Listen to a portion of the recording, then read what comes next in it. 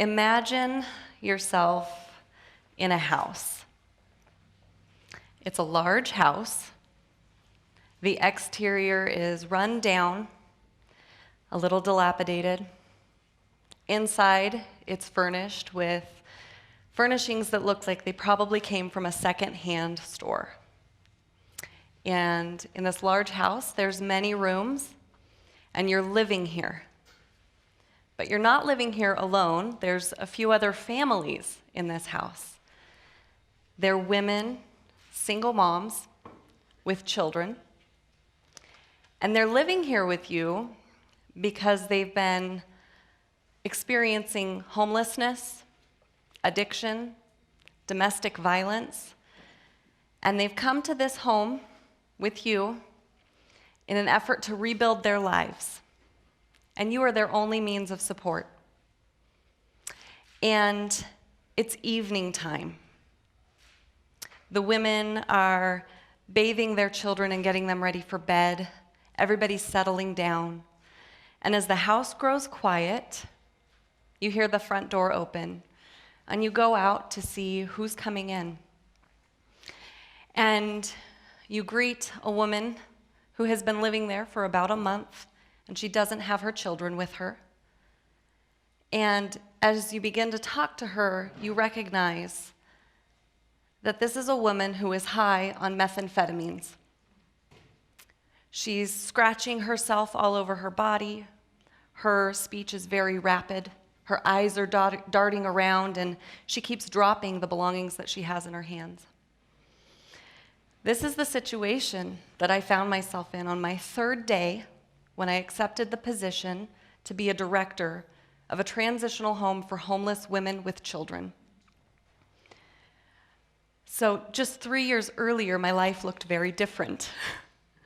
I had just graduated from Tulane University in New Orleans with my master's in social work.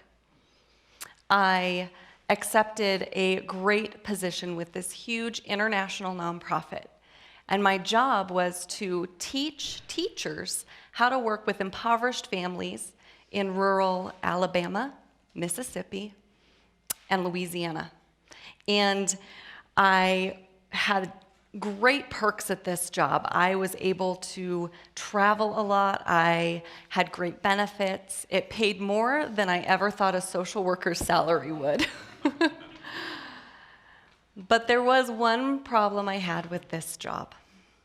I wasn't passionate about it.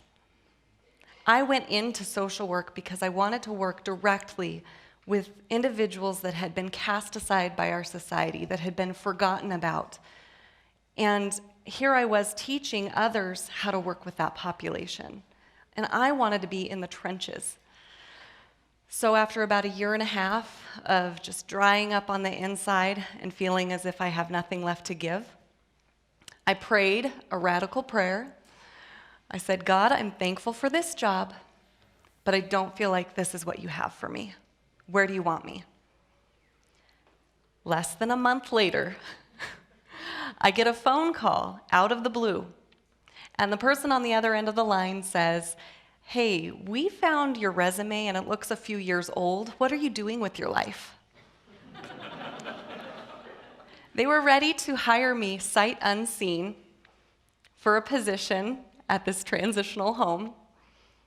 The hitch was it's unpaid, and you get to live there with them.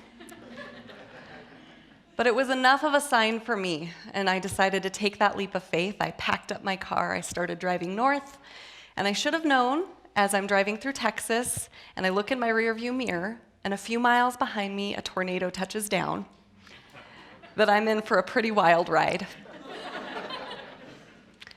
And I was. This opportunity was going to allow me to serve in a way my soul had been hungering for. You don't get more in the trenches than living with homeless women and children while you're serving them. But it wasn't long into this experience that I realized I had to shed some of these misconceptions about serving. I had to abandon my need for approval. I needed to abandon my pride in perfection. And I had to abandon the expectations I walked in with. Those expectations were that I'm going to come into this struggling nonprofit and I am going to rebuild it. I'm going to create an environment that speaks of these women's worth. I am going to implement programs that are going to teach them parenting skills and job skills and all these things that they need to be successful. But my expectation for success was me. And that wasn't what these ladies expected. That's not what they needed. We've all heard that saying, if you give a man a fish, he'll eat for a day. If you teach a man to fish, he'll eat for a lifetime. But do we ask, did the man say he needed fish?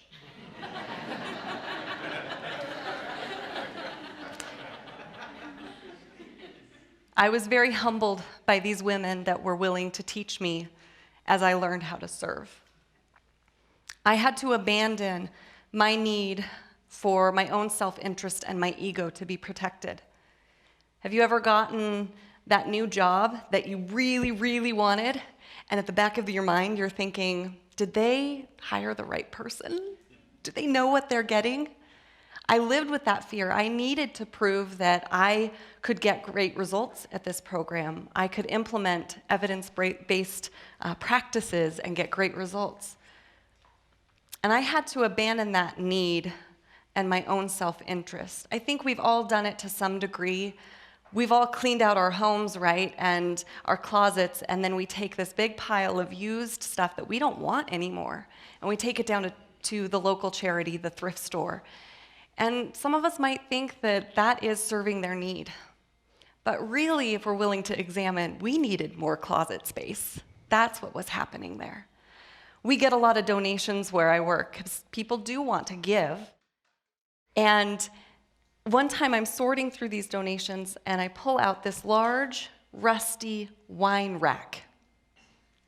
And I'm thinking, what place and what purpose does this serve at a transitional home for recovering alcoholics? A wine rack. And being willing to ask instead of, do you need this? Can I get this to you?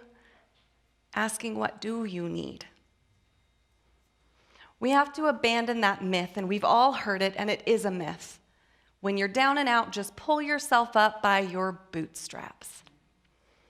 But when you enter into building a relationship with someone that is in pain, that is struggling, that has real need, you get to see that perhaps they don't have a pair of boots on. I had a mom that I built this relationship with, and she shared with me that she found herself saying to her 18-month-old daughter, if you don't stop crying, I'm going to give you something to cry about. I feel honored that she was willing to share that with me, knowing that I wouldn't cast judgment on her. This was the exact message that she grew up hearing.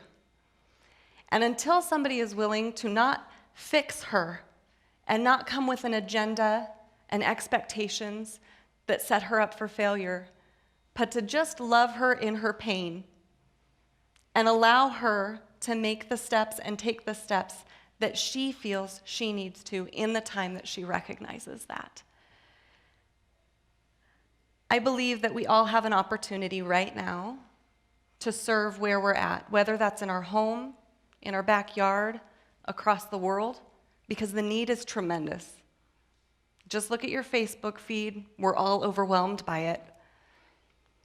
And I want to invite you to not feel held back by what you're not equipped to do or by your own needs. Instead, abandon your expectations, abandon your own needs, abandon the ego, and be willing to enter into that place and serve with total abandon.